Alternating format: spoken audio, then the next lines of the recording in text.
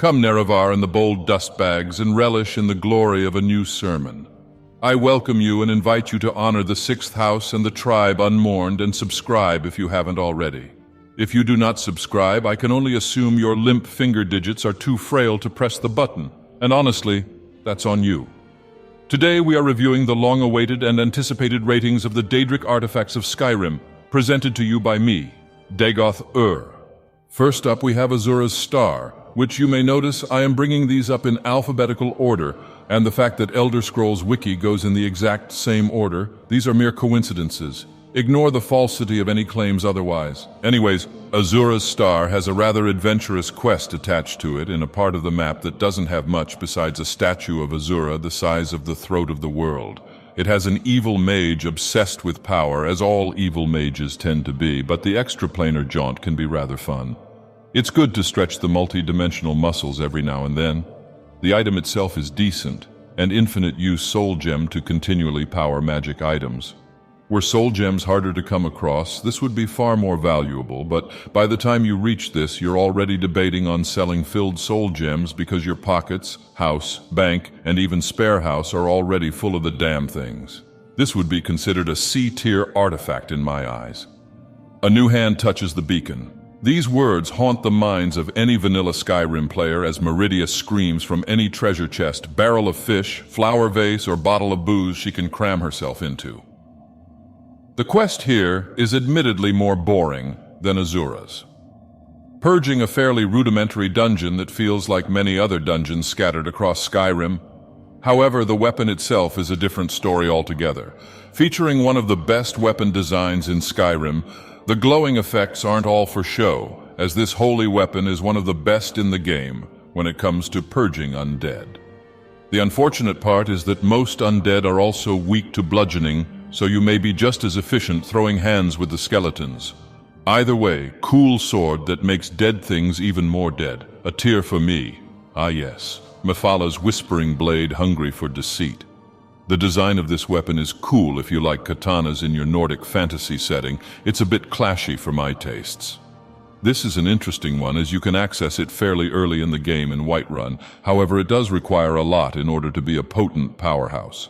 For every 2 NPCs you build trust with and unalive in cold blood with this weapon, it grows in power, making its life-absorbing enchantment stronger.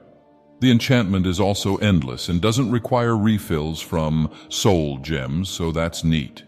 However, the damage of this weapon and its maximum effect even drops off late game compared to something you could just craft on your own, and as we've established, soul gems aren't too difficult to hoard.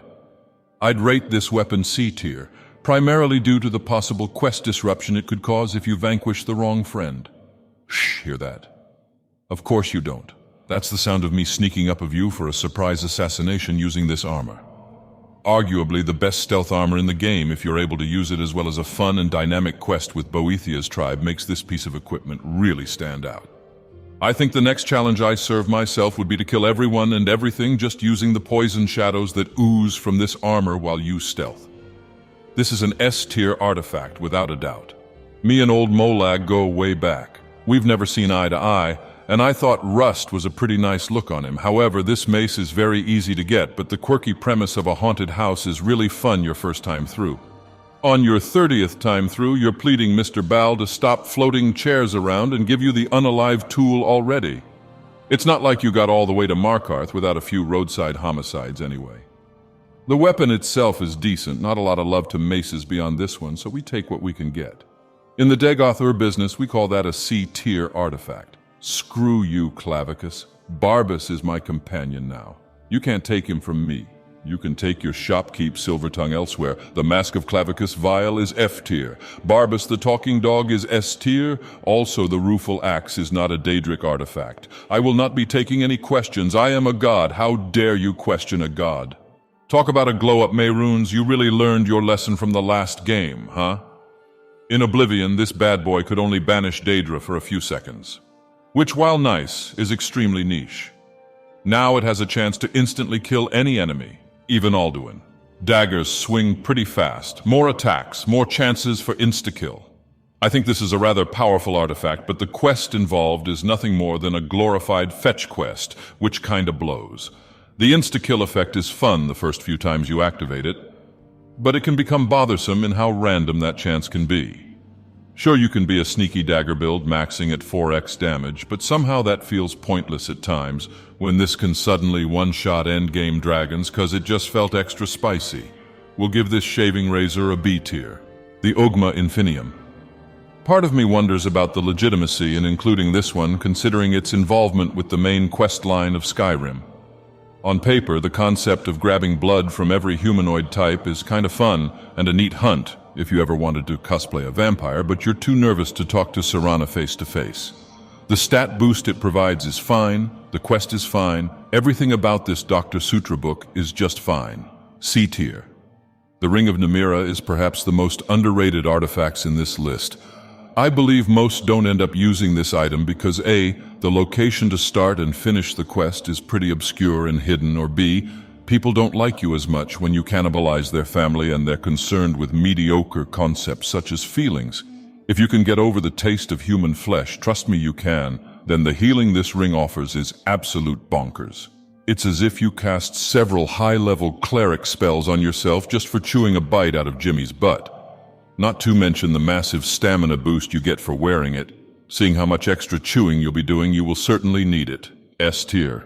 Those who get the Sanguine Rose don't get it for the item itself. No one uses this damn thing, however the quest chocked full of hangover-esque hilarity leading into acquiring this item is well worth lugging this thing around until you could toss it into the nearest storage bin for all of eternity. If you're one of those people that say The Hangover isn't that funny and that video game rip-offs of The Hangover are even less so, who hurt you? It sure as hell wasn't this rose. The quest being the only redeeming factor for this artifact, it'll scrape by with a C tier. The Savior's Hide and Hircine's Ring are both fairly situational. The quest is rather fun as it leads to some pretty unique areas and encounters, so it is all worth experiencing, but if you don't plan on running a werewolf build, then these may not be all that useful for you. Honestly, the armor isn't all that bad all around, but there is certainly better out there. If you do run around as a werewolf, these are A-tier items, otherwise D-tier. Skeleton Key allows you to never worry about a lockpick ever again so long as you never want to finish the Thieves' Guild questline. But for trivializing every single lock going forward, we give this an S tier. Interactions with dreams and nightmares sounds like it could be fun when it comes to open-world exploration, but what if I told you it's the most tedious thing the Daedra have planned for you yet? Maybe that's why so many of these item quests are terrible. It's just the Daedric lords getting a kick at seeing what lengths we will go for silly items a bit above normal weapon capabilities, like one big social experiment and we're the lab rats. Anyways, the quest for this staff is rather short, and not at all the mystery it hypes itself up to be. Townsfolk complain of recurring nightmares plaguing their sleep. It couldn't be that creepy necromancer who just moved into the crumbling tower 5 feet away from town. Surely not. Honestly, with critical thinking skills such as these, I'm surprised the Nords haven't been completely wiped off the face of Tamriel yet. The staff is terrible against anyone who isn't sleeping. So I guess it's up to you on how much you really like preying on those who can't fight back. I'm not suggesting anything. That's on you. A defining D-tier artifact. Leave it to the weakest of the Daedra princes to finally breathe some variety in this damn tier list. Payright's Spellbreaker Shield is an interesting item that is also interesting to acquire. It sends you on a dwarven dungeon delve similar to many others. However, the inclusion of unique enemies does change a lot for me in terms of quality. The shield itself is a little deceptive as it seems to imply that it reflects spells based on design and name, but this is not the case. The shield produces a magic ward similar to the ward spell in the game, which will give this artifact an A in terms of aesthetic and psychedelic encouragement.